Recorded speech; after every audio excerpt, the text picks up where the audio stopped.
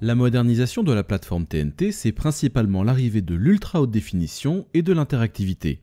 Dans le domaine de l'interactivité, la norme HbbTV a un rôle essentiel à jouer. C'est un Français, Vincent Grivet, qui préside l'association HbbTV en charge de la définition des spécifications et de la promotion de cette norme. Il a bien voulu répondre à nos questions. Vous venez d'être réélu président de l'association HbbTV. Pouvez-vous nous rappeler ce qu'est HbbTV ? HbbTV, c'est une structure internationale de standardisation qui est une cousine du DVB. Donc HbbTV est basée à Genève, elle a environ 80 membres, qui sont beaucoup de chaînes de télévision européennes, tous les constructeurs de télévision, mais aussi des grandes entreprises de la technologie comme Amazon et Google. HbbTV produit une spécification qui est ouverte et qui permet de réaliser des services de télévision avancés sur les téléviseurs. Deux exemples de ces services avancés. Vue du consommateur, c'est la vidéo à la demande, le replay, le catch-up, le start-over. Et vue du monde B2B, parce que c'est important aussi, c'est la publicité ciblée et la mesure d'audience. Ce qui différencie peut-être HbbTV d'autres technologies, parce que HbbTV n'est pas la seule technologie qui permet de faire ça, c'est qu'elle a une vocation universelle, c'est-à-dire qu'un broadcaster peut, avec une seule application, en théorie et en pratique également parfois, toucher toutes les télévisions et tous les réseaux. L'autre caractéristique de la spécification HbbTV, c'est qu'elle est ouverte, elle est neutre, elle n'a pas, ou elle, en principe, elle ne laisse pas de place à un gatekeeper. Et les gatekeepers, alors désolé, c'est un mot anglais, mais c'est un mot qui commence à être bien connu et avec des connotations un peu négatives, notamment si on se réfère à la nouvelle réglementation européenne DMA. Et donc cette réglementation, elle vise à éviter que certaines entreprises, qui sont les gatekeepers, prennent un contrôle excessif de certaines choses, et HbbTV évite ces gatekeepers. Et puis, dernier élément de la spécification, c'est qu'elle permet de maintenir une cohérence, des synergies entre la télévision linéaire et la télévision à la demande non linéaire. Quelle est l'actualité de HbbTV ?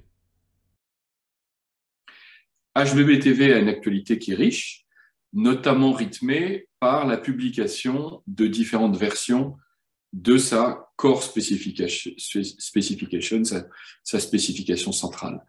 La dernière qui a été publiée, c'est la 2.03, qui est déjà adoptée en Angleterre, c'est-à-dire qu'elle a été entérinée par le Digital Television Group, qui organise la télévision moderne en Angleterre, par exemple, et on se prépare à publier la version 2.04, la suivante, dont la grande innovation ou le focus sera d'installer des fonctions étendues d'accessibilité, en particulier pour les non-voyants.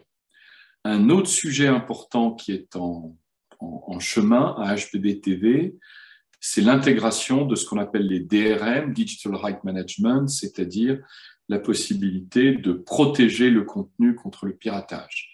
C'est un besoin qui est de plus en plus important, qui jusqu'à présent était relativement extérieur à la spécification HbbTV et qui maintenant va être bien plus intégré. Et on a vu notamment en France l'année dernière à quel point c'était important, puisque Salto a rencontré certaines difficultés techniques à cause de cette problématique d'intégration de DRM, et l'association HbbTV a réagi à ça et va intégrer maintenant le DRM. Il va y avoir aussi une évolution de la spécification de publicité ciblée de HbbTV.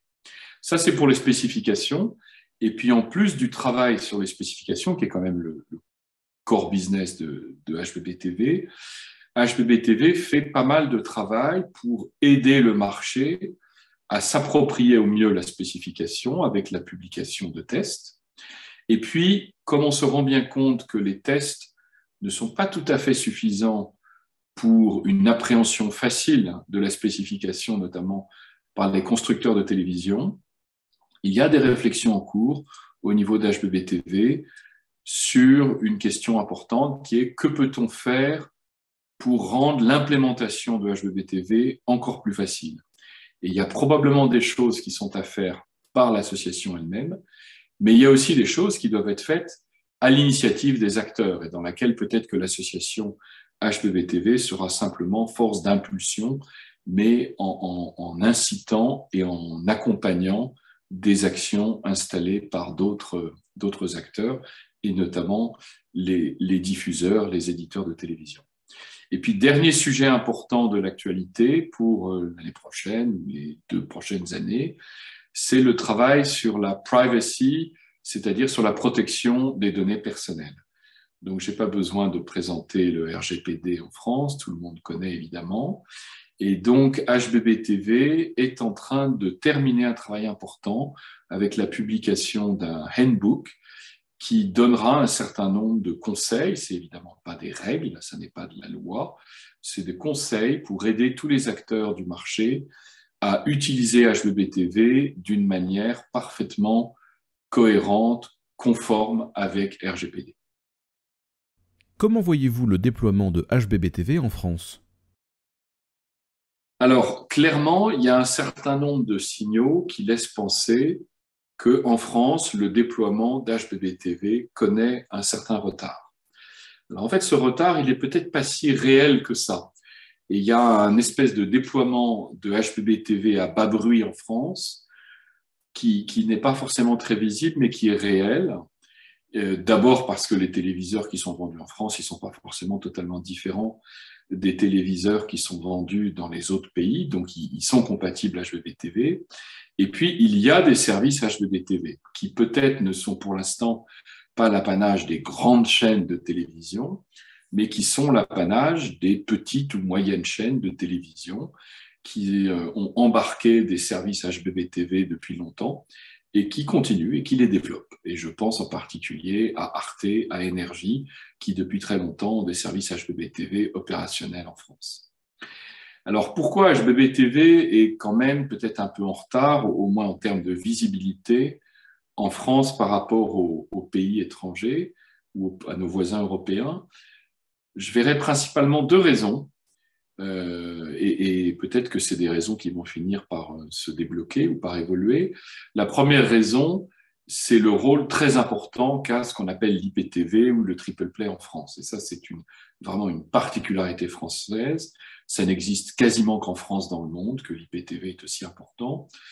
Et donc, d'une certaine manière, il y a beaucoup de gens qui ont pensé pendant un moment que dans un pays où il y avait l'IPTV, on n'avait pas besoin d'HBB TV. En fait, c'est pas si vrai que ça, à commencer par une raison strictement quantitative, et ça a été confirmé il y a pas longtemps lors d'un colloque sur la publicité ciblée, qui pour l'instant se fait en France principalement avec IPTV. Et je crois que c'était une personne d'Orange qui a confirmé elle-même que bientôt, Orange ou l'ensemble des opérateurs pourraient atteindre 8 millions de postes, ce qui ferait la moitié des 16 millions de box IPTV. Mais 16 millions de box IPTV, c'est très bien, mais il y a 30 millions de foyers en France, sans compter les résidences secondaires. Donc on voit bien que l'IPTV ne touche pas tout le monde et donc qu'on ne peut pas se satisfaire de l'IPTV pour les services avancés de télévision. Le marché français, comme les marchés des pays européens, a besoin d'HBB TV. Et ça a été rappelé d'ailleurs récemment également au sujet de la publicité ciblée par le président de M6, Nicolas Taverneau, qui a appelé de ses voeux à ce qu'il y ait plus d'HBB TV en France. La deuxième raison qui fait que peut-être HBB TV est moins développé en France, ou en tout cas moins visible, c'est qu'en France, à la différence des pays qui sont nos voisins européens, il n'y a pas de structure, de bannière, d'organisation collective de la part des éditeurs qui portent le sujet HBB TV. Et ça, peut-être que c'est un manque du marché français.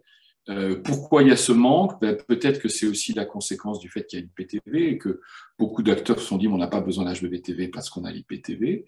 In fine, ça ne s'avère pas tout à fait vrai, mais entre-temps, cette structure collective, elle n'a pas été créée. Et puis la deuxième raison, elle est peut-être très culturelle, c'est qu'en France, on a l'habitude que toutes les choses importantes viennent du haut, par la loi, par la réglementation, et que les acteurs privés attendent que ça vienne du haut. Alors, il y a eu une période où effectivement, on a pu penser ou attendre que la loi, la réglementation allait instaurer ou institutionnaliser l'installation d'HBB TV en France. Ça ne s'est pas fait. Et peut-être que maintenant, le marché va se doter de la structure de pilotage HbbTV qui lui manque.